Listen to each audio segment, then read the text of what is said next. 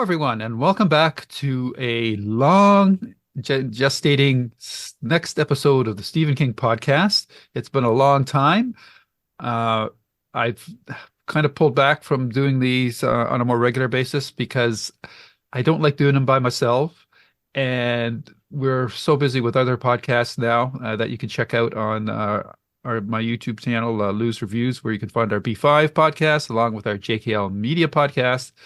And the occasion of this return is we're going to talk about the latest Stephen King novel, Holly, which came out last year on September 5th.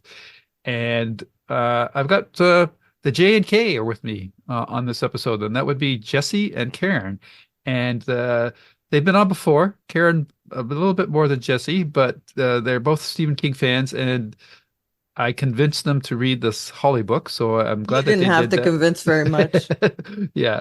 And so we're going to talk about the latest Stephen King book, Holly, and it features the titular character, Holly Gibney, who has been around since the Mr. Mercedes trilogy, and she got her own cameo in The Outsider, and she was featured in If It Bleeds.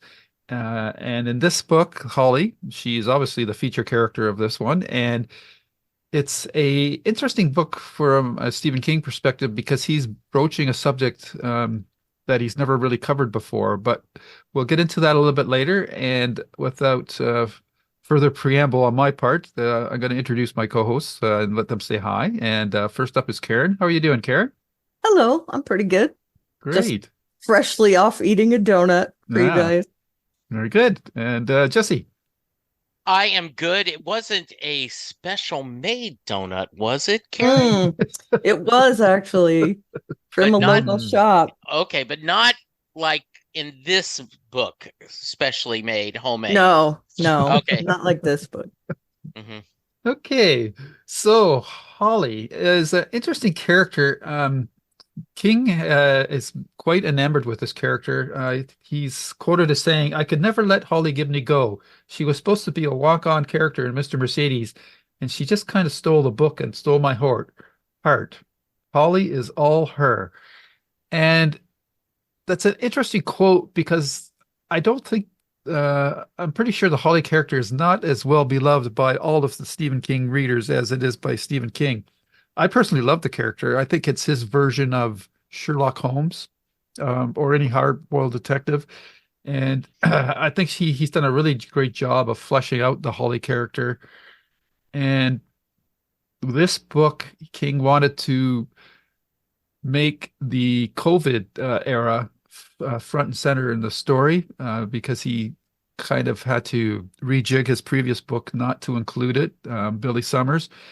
But this time he decided to address it, and it's an interesting choice because by and large, most writers have decided to ignore it because it's just too limiting in certain aspects.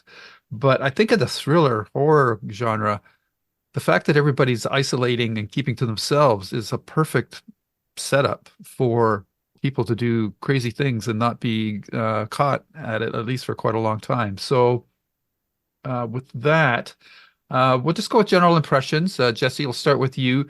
What were your overall thoughts of this particular book without getting into specifics? And if you want to get into specifics, just about what you feel about the Holly character. Yeah, I actually like her a lot. Um, I and I'm curious why people would not care for her. I think she's a very interesting character, has as we you kind of talk about Sherlock Holmes, not that she has great detective skills, which she does, but she has the quirks that Yep. makes an interesting detective and foibles. Um, I thought this book was creepy as heck, Hmm. but in a good way.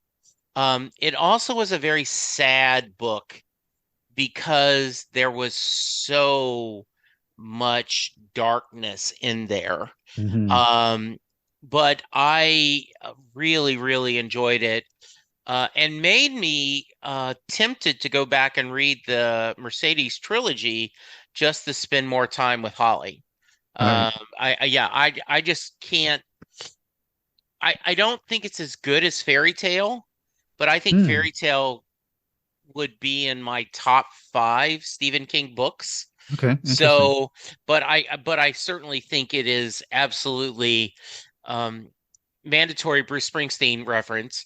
Letter to You came out in 2020, which was Bruce's last studio album, and it can be spoken with in the same space as some of his best albums, and to have a book this far into your career that still shows you have a fastball, as I mix metaphors, is pretty impressive. Right. Karen. So many sports things there. Hmm. Yeah, I love Holly. I had read The Outsider. I didn't remember I had, but I had read it when I first started rereading it for preparation for Holly. I was like, okay, this is really familiar. And I went back and looked at my Goodreads profile, and I had read it in 2019, I think. So I reread it anyway, and I could read it a little faster. I could skim it. And then I read If It Bleeds, and I've read that already because we talked about the other story in it, one of the other stories in it. And then I dived into Holly, and wow, it's a departure for Stephen King in a lot of different ways, although it's very familiar. I would equate Holly with Monk. Yes, I was gonna make that too. Oh, I'm Yes. sorry. That's okay. I'm sorry. That's good. I'm glad we were both on the same page there. Yeah, Really well done. Yeah. yeah, she has OCD and kind of I mean, not quite to the extent of some people, but where she doesn't want to go in public ever. And there are a lot of people that don't go out ever for reals. And so I would say she has compulsive behaviors. And I think that's what makes her really relatable as far as she likes King. movies. Right, exactly. As far as Stephen King goes, I have OCD. It is controlled with medication. I used to be really bad.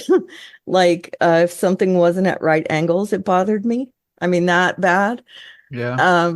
I have that a little bit, but Do you? yeah. If Yeah. something's on a counter and it's kind of like a skew, I always straighten it out so it's perfect Yeah. parallel to the Well, for me, counter edge I or would something not, like that. I wouldn't be able to sleep if Oh, something okay. was, I would have to get up and that's a hereditary thing in my family. My grandmother used to wrap her head in saran wrap because she didn't want germs to get in when she slept.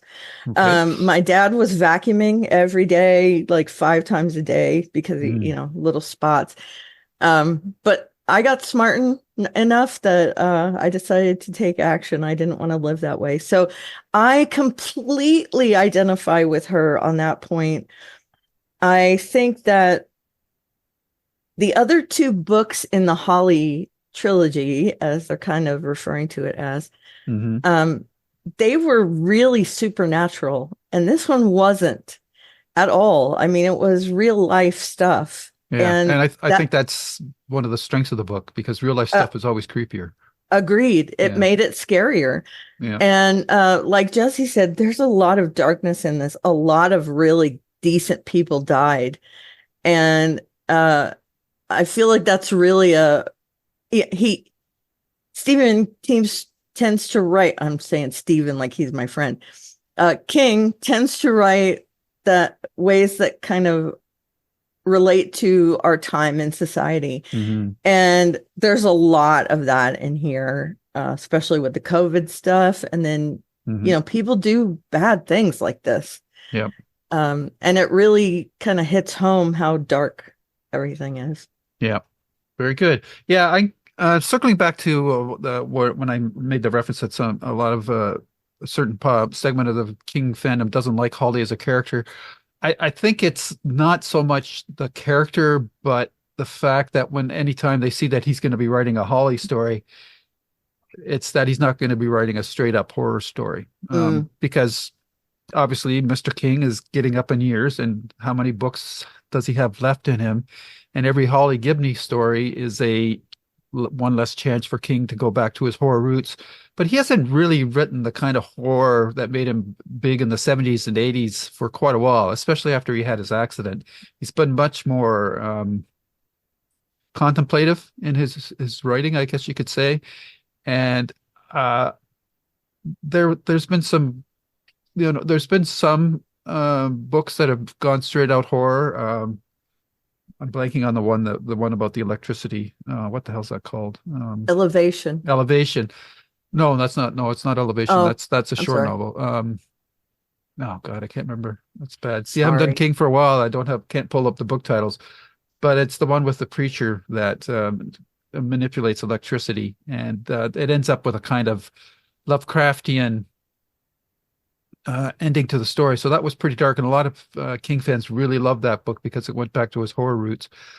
But I'm cool with where he's going, and I think part of it is uh, King is like 11 years older than me, so I've grown. My tastes have pretty well followed his growth as a writer, and or his preference for what he's writing. I mean, I would still love like a straight up, really well done horror novel by King, but I think that's one of the reasons that the Holly character doesn't resonate with a lot of readers. And just to be blunt, some people don't like female protagonists as the lead in their novels. So there's Hmm. that element as well.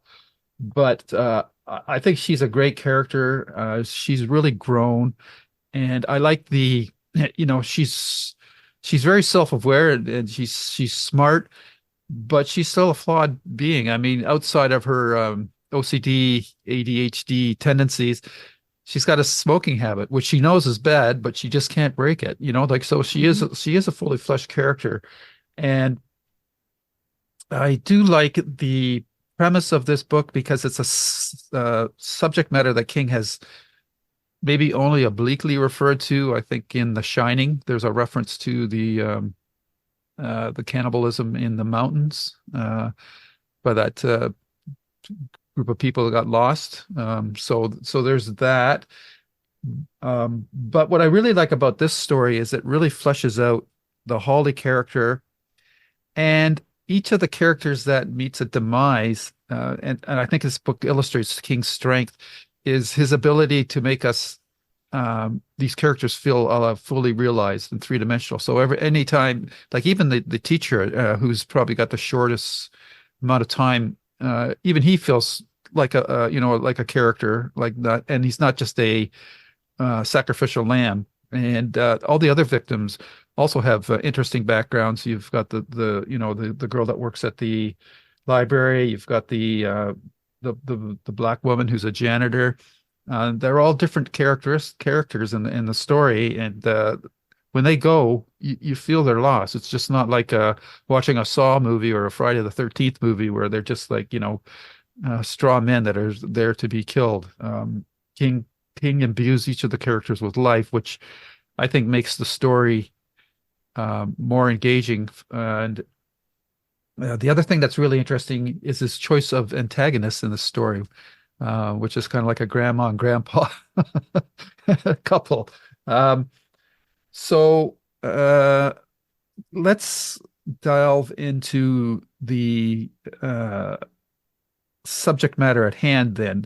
When you were reading the story, Karen, were you expecting a supernatural element from the older Hmm. couple right off the bat? And were you surprised when you found out what they were really doing?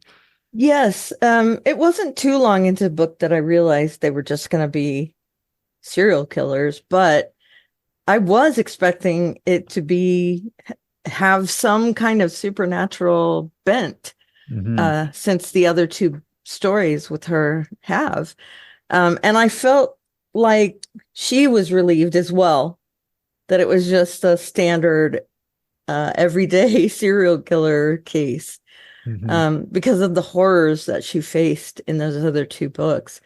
And it turns out that she ended up having more trauma from this one, which I found interesting as well. And let me redeem myself since I said elevation, it's revival.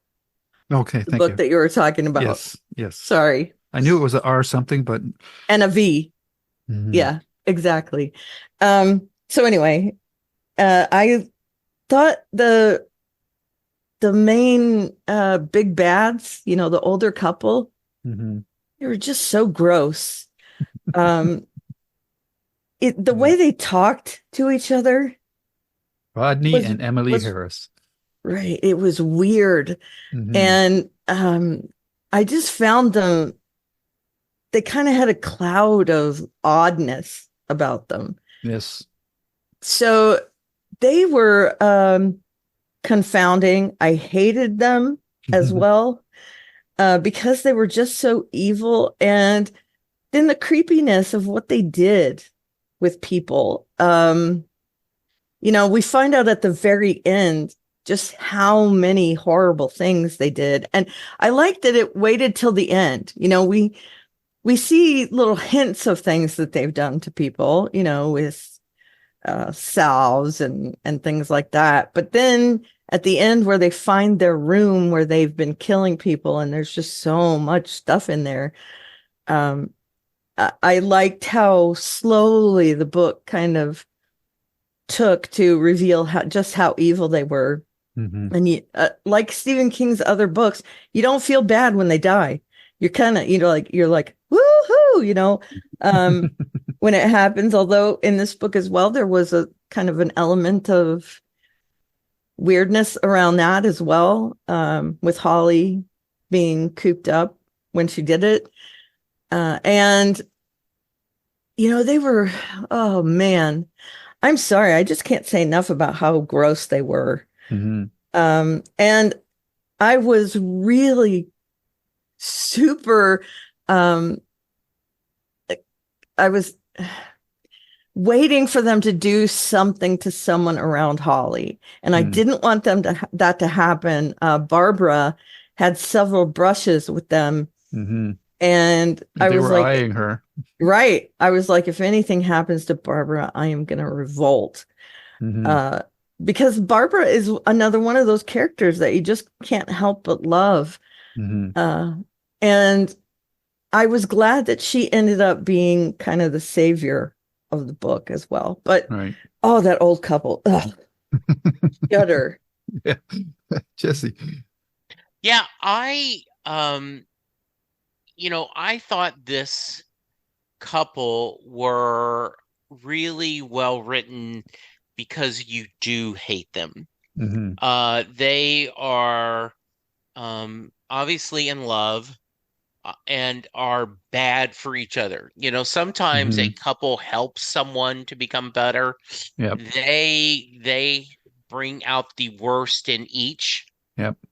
Um, and as you peel back the layers, forget them being cannibals. They're just bad people to begin with, Yep. Yeah. right? They are racist, they are homophobic, they are elitist, they are just horrible people.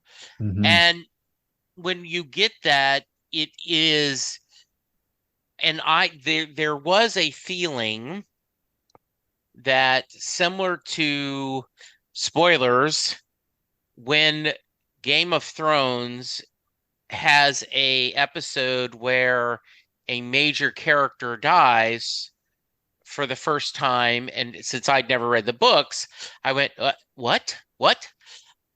So I felt like, okay, someone in Holly's relationship, somewhere in her family, that orbit is going to die. Hmm. And I am glad they didn't. You can call it a cop out all you want, but when there's so much death in a book, you can't say like, well, he didn't take the hard one. No, I think he did. Um, and and I love the back and forth. Like you don't really understand that first chapter um with you know, Jorge Castro, Hmm. and then you later figure it out. And then I love how Holly connected all these. Wait a minute.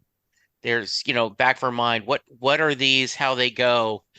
And kind of jumping ahead, the idea that the person who got her involved in this was still so angry at her at the end, right? Hmm. Like Holly didn't do anything except give her closure. But I love the idea that this isn't a a novel that wraps up easy, like, well, yes, my daughter ended up being dead, but thank you for letting me know. No, I hate you. I never Hmm. want to talk to you again because of this. Hmm. Because what I wanted was a miracle. I wanted you to find her alive, and you Hmm. finding her that she was eaten is not the ending I wanted. Hmm. Um, and every character is well, you know, I want to hear, I want to know more about Jerome's book. I want to know more about his sister's poetry. Hmm. I would love spending more time in this world. Right. Yeah. Yeah. I, I just going to touch on something that Karen mentioned is because she really likes Barbara, and King shows his mastery of creating tension by never really stating it explicitly, but the inferences there is that Barbara is going to be chosen at some point A or another, victim, a right? victim, and King does that well. And the other thing that he does is with Bonnie Dale, who's the missing daughter, is you're hoping that Holly is going to figure out the mystery in time to save her, but it doesn't happen. And I think her final scene is one of the most chilling in the book. And King doesn't write one letter of what happens, but because of all the things that have happened previously, he's created a mental picture in your mind that when they get to that moment, the things that in your head are probably worse than anything that he could write down about what they do to her. And I thought that was that's just a sign of a master storyteller. And I thought that was really well done. Um, and the other thing that he does with fleshing out characters is really small things, like the first victim, Jorge, who is gay. It also shows Emily's, disdain for him, not just because of his views on literature and whatnot, but the fact that he is gay. And, the final scene when she walks up the stairs and she says "Maricon," which is a Spanish equivalent of, a derogatory term for the character. It's just those little things that work so well, and King does them most of the time without being overwrought, and they're just really well done. Um, I'm wondering where should we go next? Now, one of the things that, in these polarized times, everybody's choosing sides, and King's no different. And but he has a pulpit, he has a platform, and he can make his views known. If you agree with him, I'm sure it only enhances your enjoyment of his stories.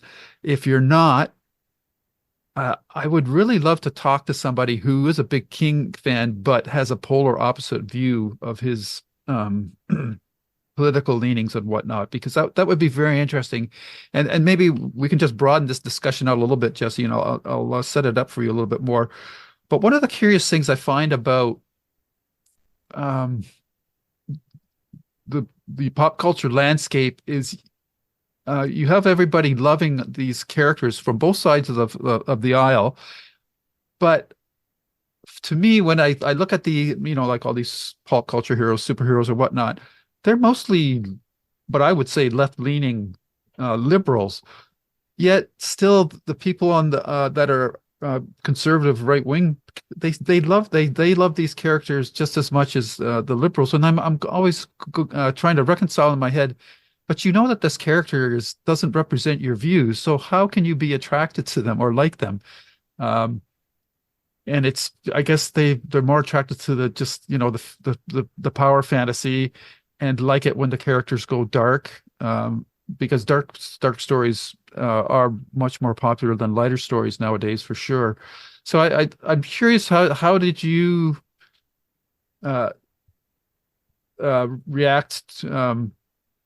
And I know how you react, but I just want you to verbalize for the audience that how King leaned so heavily into the anti-Trump and the anti-COVID sentiments in the story. Did you like that? Do you think he did it too much? Like, what was your feeling on that? So I did not think he did too much. I have often asked for people to join me on my Bruce Springsteen podcast for people who are not of a social leftist, thought process to join me to give their thought process. And I had a fan that was excited about going to see Bruce, and she was incredibly anti-vaccine. I Hmm. mean, she just was just no jab for me, and just totally, you know, believed that the medical community was trying to brainwash us. Um, and I had her on the podcast, and a couple of Hmm. people were like, why? And I'm like, no, I want to give people an equal voice, even if I disagree with them. Yep. I absolutely agree with Holly and everything she did. I mean, I wore my mask. I got vaccinated as soon as I could.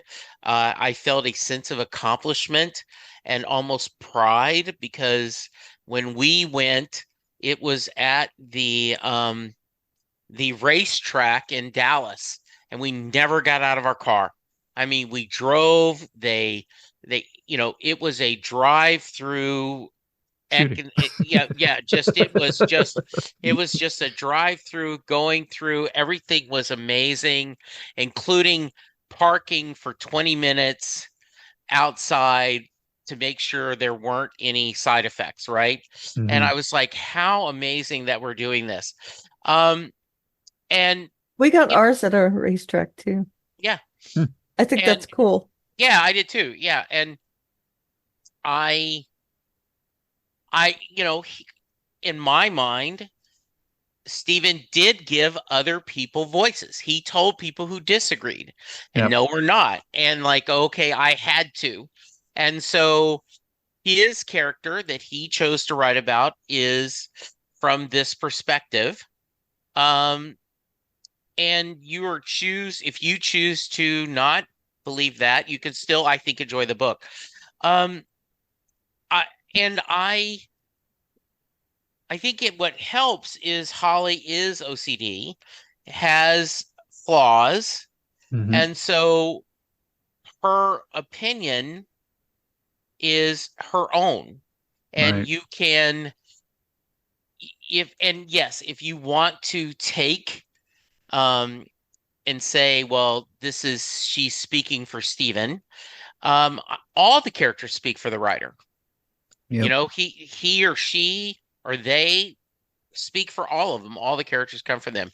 I thought this made the book more realistic. Hmm. I know that TV shows made a decision that, we're going to move like it's a time after COVID because Yep. we don't want to keep showing people wearing masks. Other TV shows embraced it and kept doing that. Hmm. Um, I still see people wearing masks Yep. Same here. sometimes, and Yep. I never judge them. No. I don't because I've been vaccinated twice and I'm feeling okay, but I got COVID last February because I went to 3 different concerts and I know I picked it up from the concert. Yep. Um, so I guess my point is you you are not supposed to you don't want to necessarily expect that writer to tell the story you want him or they to tell. Yep. It's the story they want to tell. Hmm. And if you don't want to hear that story or read that story, fine. But if you do, I think you have to give them that grace. Does that make Yeah. sense? Yep. Yep. Yeah. Okay. Yep. For sure. Karen. Yeah, one of the things I liked about this book in particular, we know where Stephen stands. Hmm. If you see him Uh, on Twitter, for right, sure. exactly right. And he telegraphs it in this book as well. Hmm. But not every character who is against masks and all that is bad, because her mother dies at the beginning of the book after having COVID, and they they've had a strained relationship in the other books, but her mother isn't a bad person. And so I don't think he's making it where bad people, no vaccine, good people, vaccine. He's showing that there are many different people that are on both sides.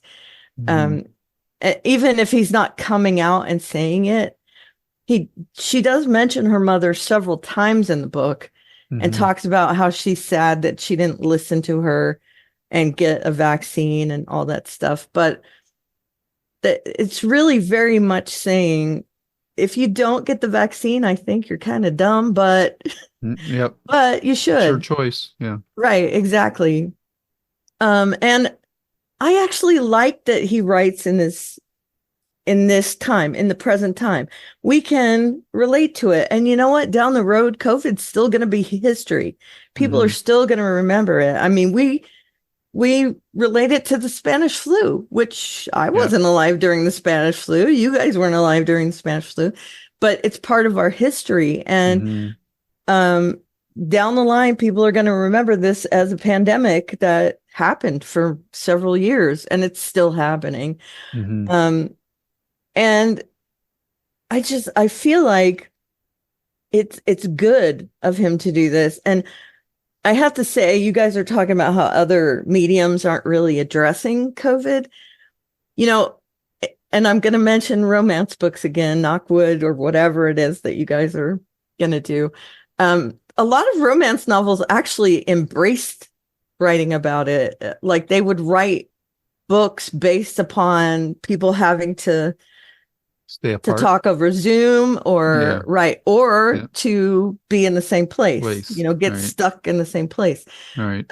Which I think is cool for romance books. Hmm. And again, down the line, we're going to remember COVID happened. So it's not like writing is going to be not relevant. Hmm. Um, and I like that he wrote into it. It's something that's in his mind, and he got to get it out of his head a little bit to put it down on the page. Right. And I think that's awesome that we can allow him that outlet. Right. Yeah. I'm just making an observation here about the king leaning into the stuff. He has the um he has the benefit of a long career, and he's established, and he's wealthy many times over. So he, as an established writer, a brand name, if you will, he can write this kind of stuff because he's established. But I would be very surprised if a starting writer would be able, the editor wouldn't even probably publish the book if it was this heavily entrenched in the whole COVID vaccine, the conspiracies and whatnot. I'd be very surprised if a new writer would be able to get away with what King can do. So that's just an observation. It's part of the industry. Whether you think that's fair or not is one thing, but King's Well, got a platform, and he can use it to do what he wants now. and I apologize to people who don't agree with me, but in my mind, this is not a debate. Hmm. Um, we had a disease, we had a virus, we had a pandemic. We needed a vaccine. The vaccine is needed and there to stop this pandemic. I think back several years ago, Penn and Teller on their show BS um, did a whole segment about how vaccines do not cause autism. The Right. study who brought that up was a bogus study. It's true, and people just kept repeating it. Yeah. And they showed at the very end a demonstration of what it is to have vaccines or not have vaccines. Yeah. And I showed that multiple times during where everyone was arguing. So if you and I think that's the frustrating part, not to get too political, but I'm not going there, is well, we can have a Take a debate. drink. No, there's Mhm. not a debate. Yeah. Hmm. This is you now, if your doctor tells you based on your health concerns, I don't think you should take the vaccine, that's Hmm. totally different. Right. Yes. Yep. Right? Because there is medical decisions on why you shouldn't do this. But the idea that no, I just they want to put, transmitters in my blood Oh is my God. just hilarious and just Yeah. sad. Yeah. Hmm. So, For so sure. and so if this is, yes, if Holly's mom had gotten the vaccine, she may not have died. However, I think it was a perfect thing to have her die and then explore that she had lied to Holly all this time. And the Hmm. Hmm. idea that she's a millionaire, that she didn't even know it when Yep. she was Oh, fighting all this right. money Yep. was a brilliant, has nothing to do with the overall mystery, but Yeah. it adds to the depth of this character. Yeah, for sure. And I was going to comment on that because Karen said her mother is not really a bad person, but I don't know about that, Karen. I think Well, she was, she's not an evil person. no, Let's not put it that way. per Right. se. She's You could, human. you could argue that her motivations were out of love, but I think there was also self-interest Sure. or a neediness. She needed Holly to feel like Right. she had some purpose in her life. Without Holly, Yeah. she I didn't have mostly anything. meant, she's not a serial killer. She's No, not one of the evil people in his yeah, in true his enough. books. And So, it's interesting because the relationship between Penny and Bonnie Doll sort of parallels Holly's relationship with her mother a little bit, in that the mother is trying to control the daughter's life, and Molly's mother definitely did that. Uh, and I agree with Jesse. I thought it just added this extra level of depth to the mother's character, Holly's mother's character. Though I'm a little worried about how he's going to handle that going forward, because now Holly really doesn't have to work anymore. Though I hmm. think he made it pretty clear that she found purpose in her life. For the first time, she had found purpose in her life running the Finders Keepers detective agency. And I'm pretty sure she's going to keep doing that going forward. But maybe she'll be able to take cases that interest her, um, or she feels like, some sort of sense of justice for helping the poor, and the people that can't afford her services and that. So that'll be interesting because there is going to be another Holly story, though the focus will be on Jerome in that book, and I'm curious as to what the the Hmm. premise behind that is going to be. But yeah, that will be interesting to see.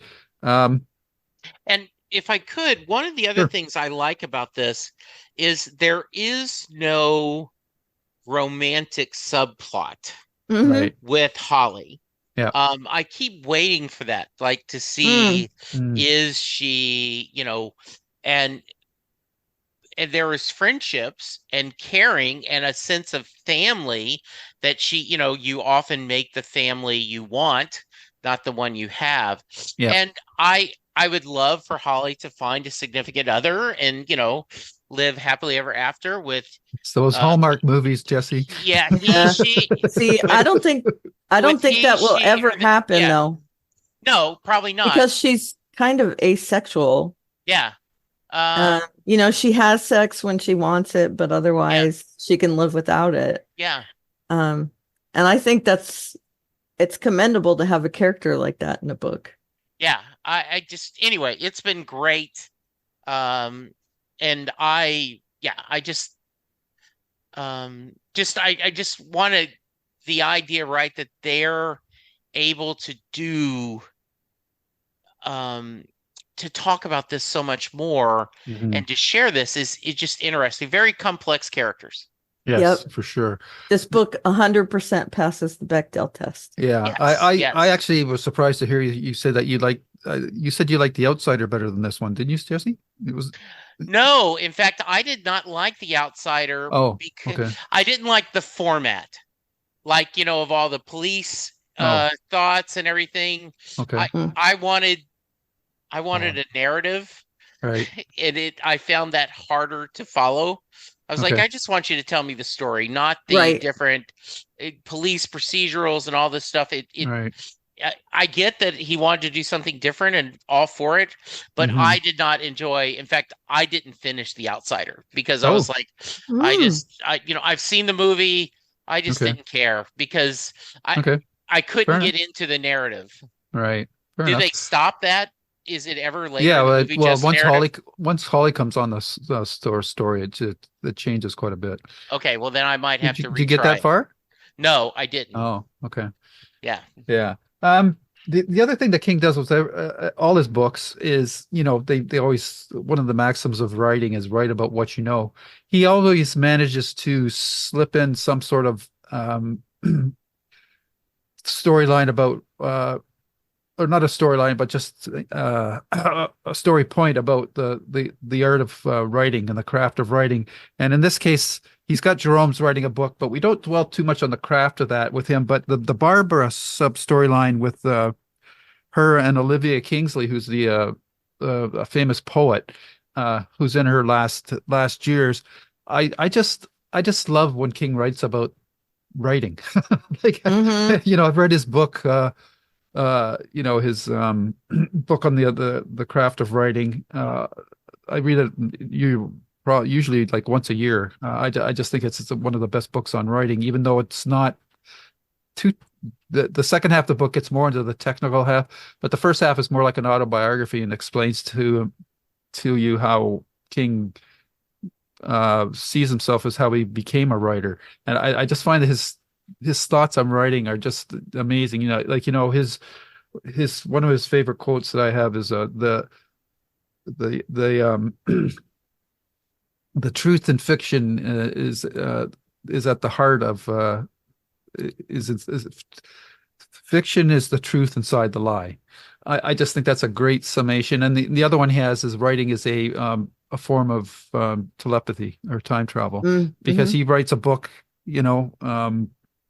10 years ago, somebody else picks up and reads it, yet the thoughts of the reader and the thoughts of what King was thinking about are joined. And so there's this jumping over whatever time has passed since he wrote the book, and somebody reads it.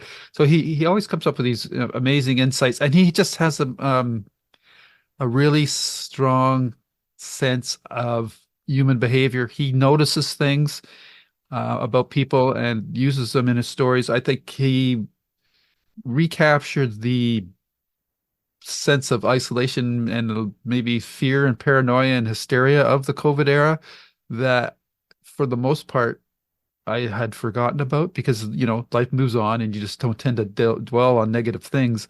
But he comes back and says, this is what it was like during the COVID era. And people would look at each other kind of like, are you going to give me the disease sort of thing and that. So I just think that uh, for me personally, I just love King writing, talking about writing. And Karen, I'm just curious if that something that you enjoy as well, or is it? Yes, very much. Mhm. I also would recommend William Goldman, who wrote The Princess Bride. Mhm. He's done a lot of screenplays, and he Right. wrote a book called Adventures in the Screen Trade, which is Okay. also a similar, although it talks about screenwriting instead of, he writes books as well. So Hmm. um, that's a book that I also enjoyed, and I love reading about writing. I actually, through the stuff that I do with romance novels, writing reviews and all that, I've gotten to know quite a few authors, and I love hearing about why they chose to write a certain thing, why they picked a character like this, why they made this person the hero and why they made this person a side character. And there's a lot of stuff that goes into writing that people don't see. And I feel like we feel all of that in Stephen King's books without him coming out and saying, hey, I know a lot about people.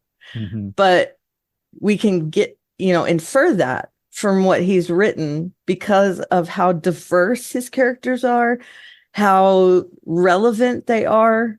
Not just with the COVID stuff, but like the people that are, racist, the young girl who has to get a scholarship, the way she interacts with the poet, just all of this is part of what makes him great.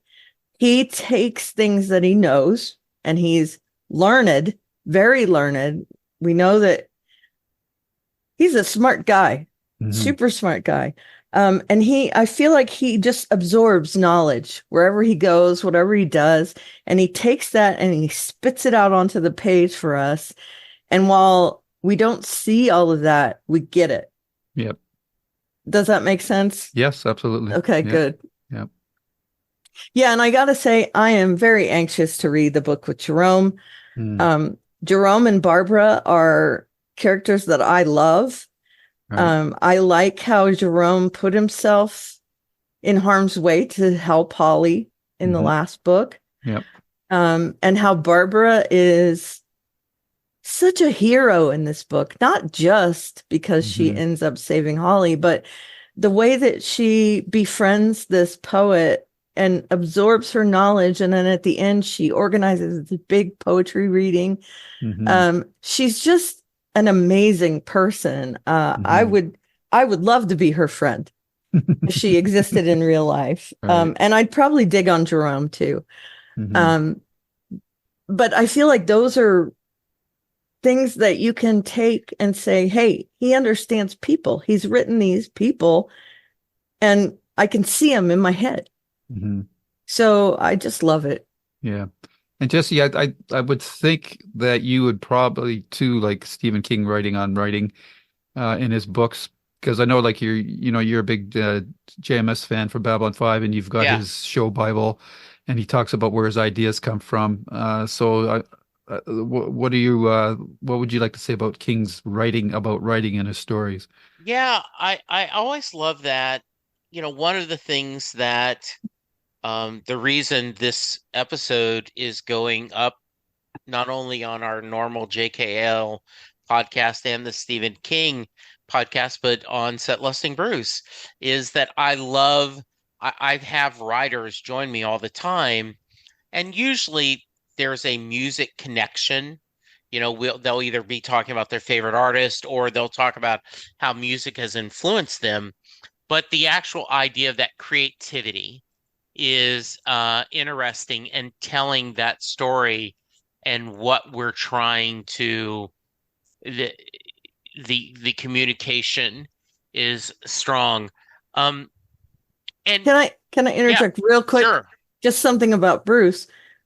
He's a storyteller as well. If you look through all his stuff, he takes everything he knows and puts it into his song. Yeah. And I feel like that's a very huge tie-in to the same kind of thing that Stephen does. Yeah, there was a few years ago, there was a April Fool's episode or an article that wrote tongue-in-cheek that Bruce was a Pulitzer Prize winning writer. He never was a musician. And they named all his books were named after his actual albums. And it was talking, and like this was a collection of short stories, and this was a novel set in the in the 20s, and and I'm like, I would love to be in that alternate universe and read those books. Yeah. But he wrote those books. Yeah. Essentially. Yeah. And so by the way, plug, last year in 2023, I had 5 writers join me, and we spent almost 2 hours debating of what is Bruce Springsteen's best written song, from a literary version, not his best song, but just how, as a writer, what story he told, which was a really fun discussion. Yeah, I think this is you want to read her poetry. We get a little bit of it. You want to read his book. I think the idea that we Stephen respects the written word, and Hmm. um and you often hear like TV showrunners can't, if they do a drama, they can't watch another drama because they end up breaking it apart. They can't read it, they can't watch it and turn their brain off. Same thing if you're a comedian, a comedy writer, you can't watch because you do that. I love the fact that some writers still are vicious readers, right? That they are able to turn off their writing gene and become a fan.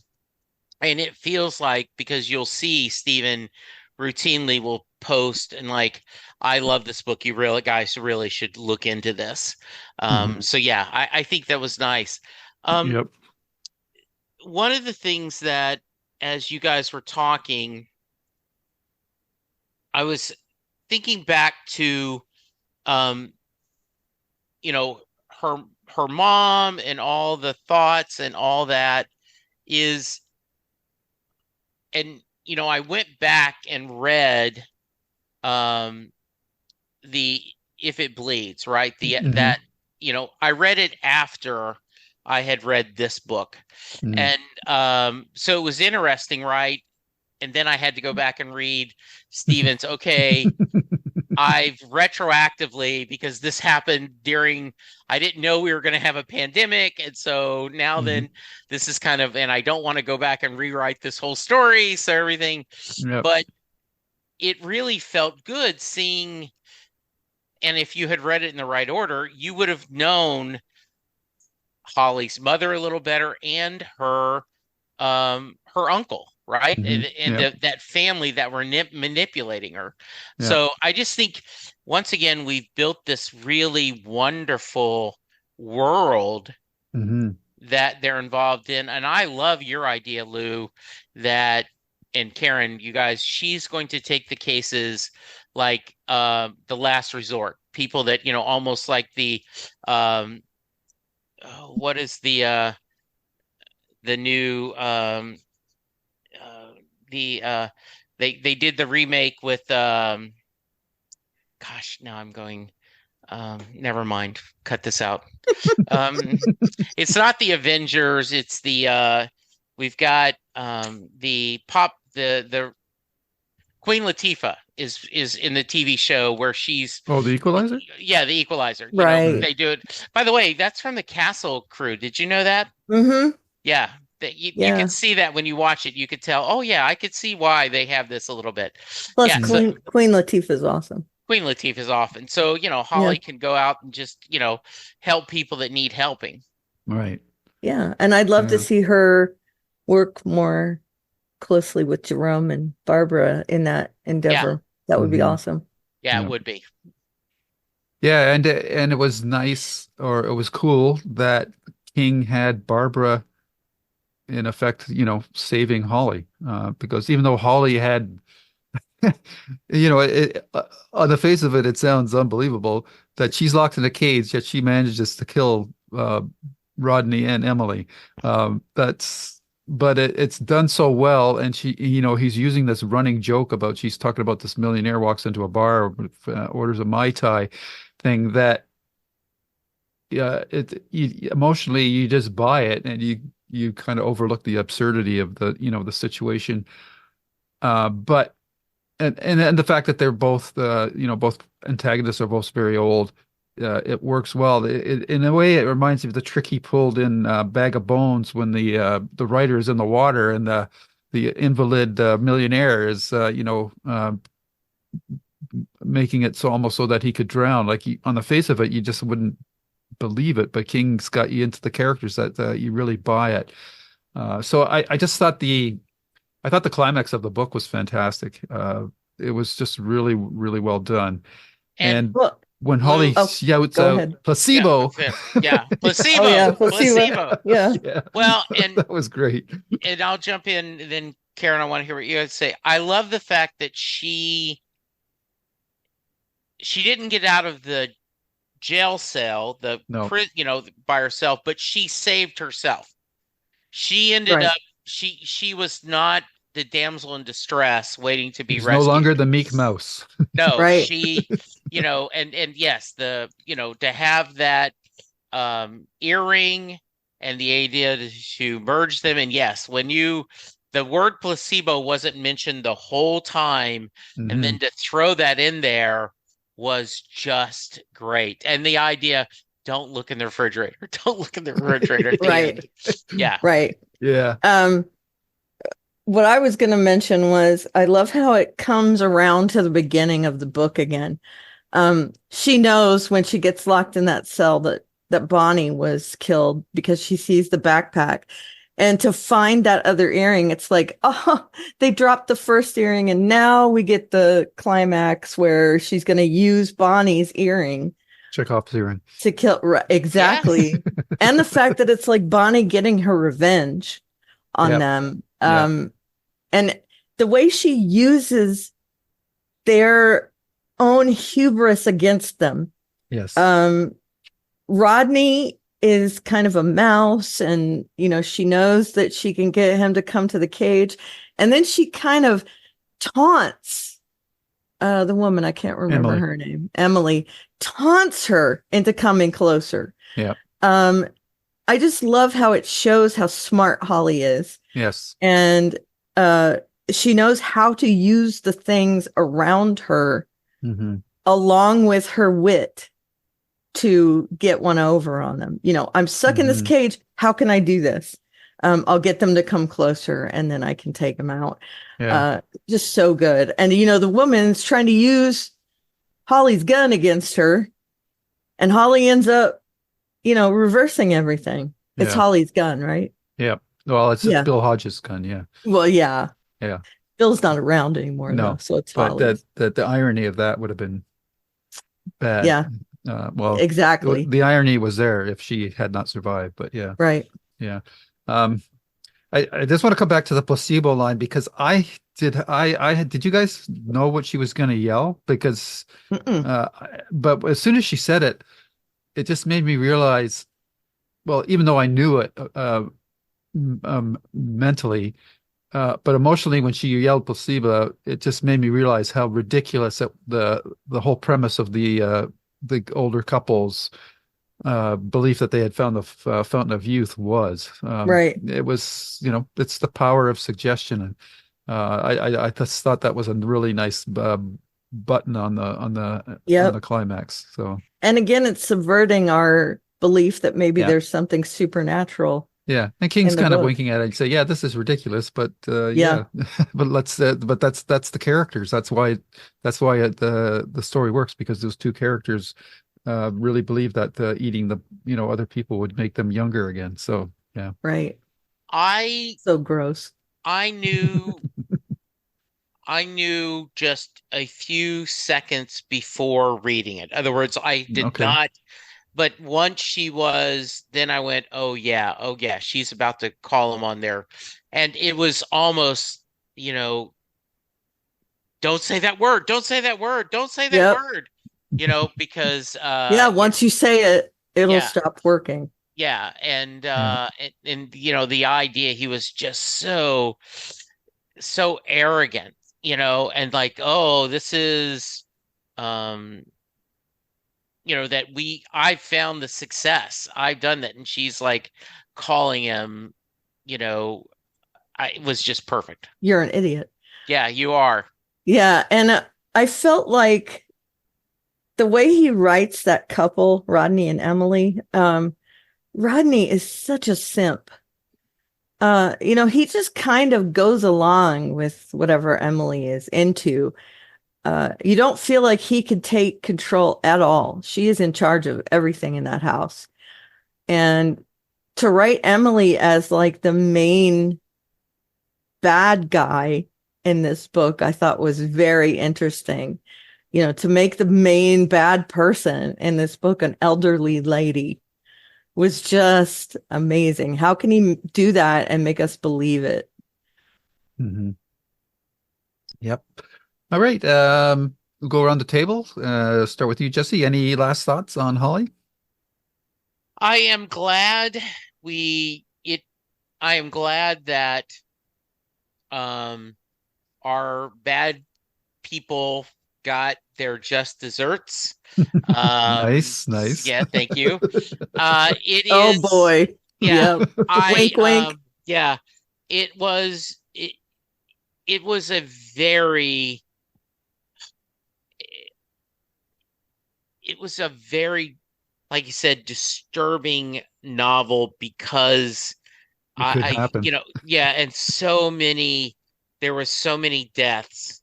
Hmm. Uh, but there also was this light, where the older poet Hmm. realizing that, she had a talent, the young one, Hmm. and wanted to share that and the winning that. I just really, as I said, I loved spending time with these characters. I am glad that he wants to go to the well again. And I would be fine if we did another trilogy where we focused on Holly. Now we're going to focus on Jerome. Now we focus on what's his sister's name? Barbara. Barbara. Barbara. I would be perfectly okay with you did that. That would be, Right. I think, And have really, Holly as a yeah, side as character. Hmm. exactly. I think I would like that a lot. Yeah. Cool. Karen, last thoughts. Yeah, I love it. I think this was kind of a sidestep for King where he is, like I said earlier, kind of using this to vomit his thoughts out onto the page and putting it into a universe. I know that That's that's not a just as gross, that's not a right? pretty image. It's not, but I'm alluding to the fact that I felt like he just had to get all this out. Hmm. And for him to make it into a story that I love was fantastic. Hmm. He can really turn a phrase. And I thought this was a complete 100% epitome of him being able to take something that he believes in and make it palatable to hear all his views on everything. Now, Palatable.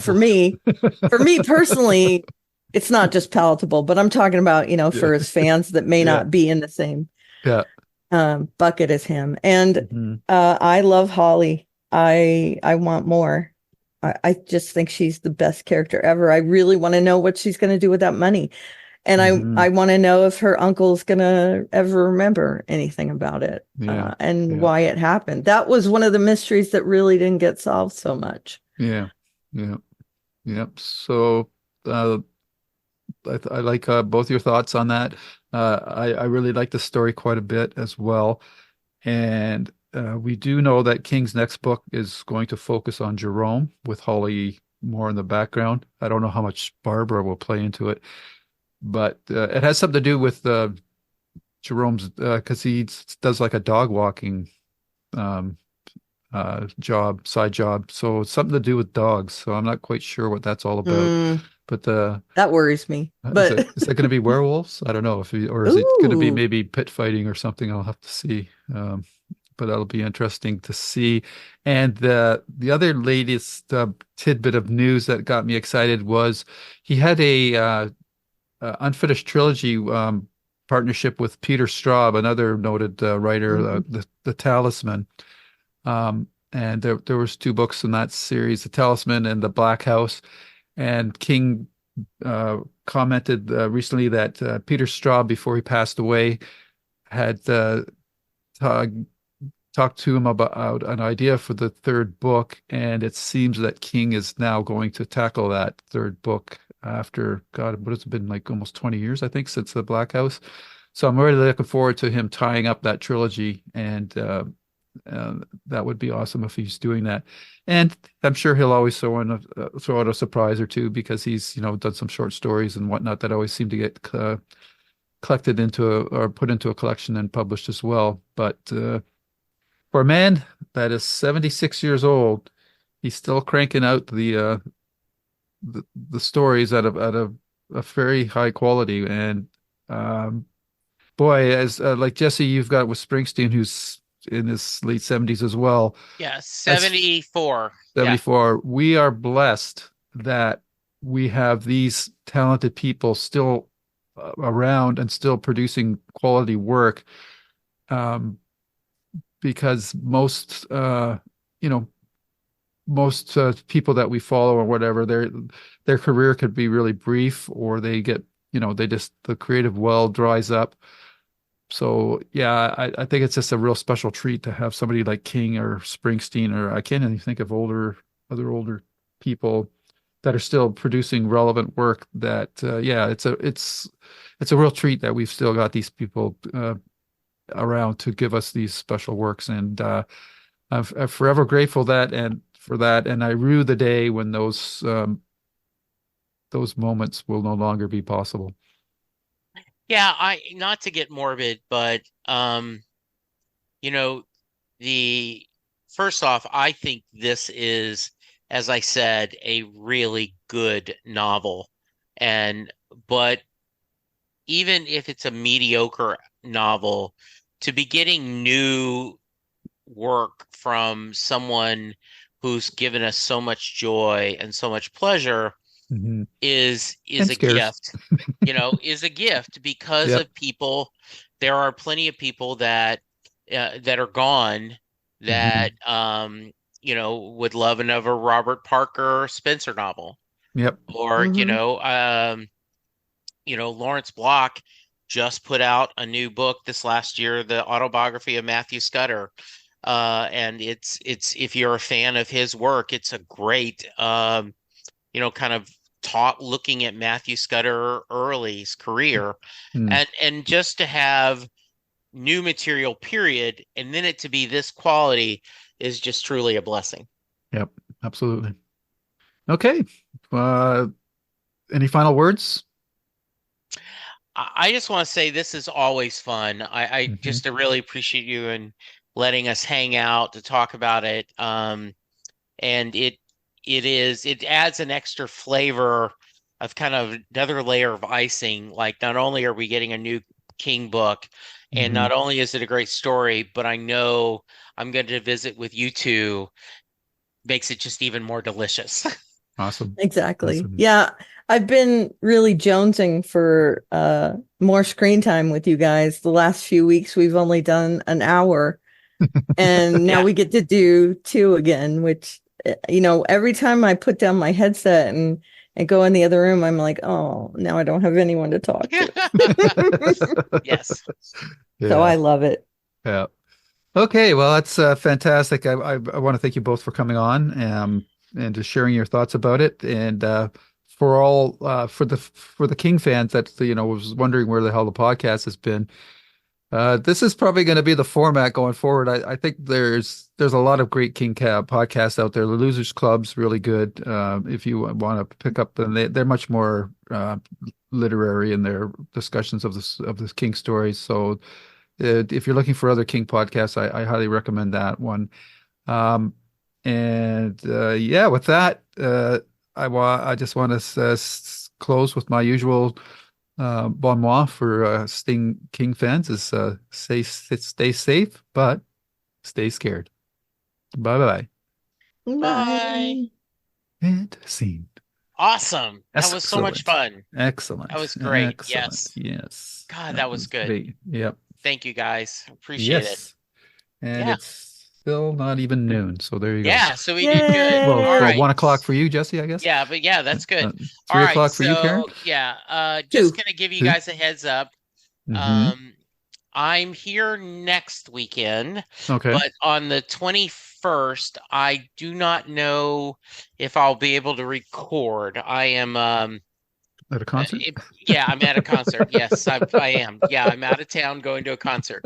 Exactly. Yeah. How did I know that? Yeah, Jason Isbell is opening for the Turnpike Troubadours. Ooh, I do know nothing about the Turnpike Hmm. I think I've Troubadours. heard that name before. But, Yeah. Yeah, they're considered a really good country music band, and so him into the 400 unit are opening before him. And so I'm gonna go. I'm gonna see him Friday night and Saturday night, and I'm coming home Sunday. So wow, I will, yeah, unless something changes, I would think I would not be able to record that day. that's cool. Okay. So do we want to then, you said the 21st, was that? Yes. So the Yeah. week after that, do we want to start doing the Watchmen or? Yes, I think so. Okay. Yeah, that would be the 28th. So yes, let's do that.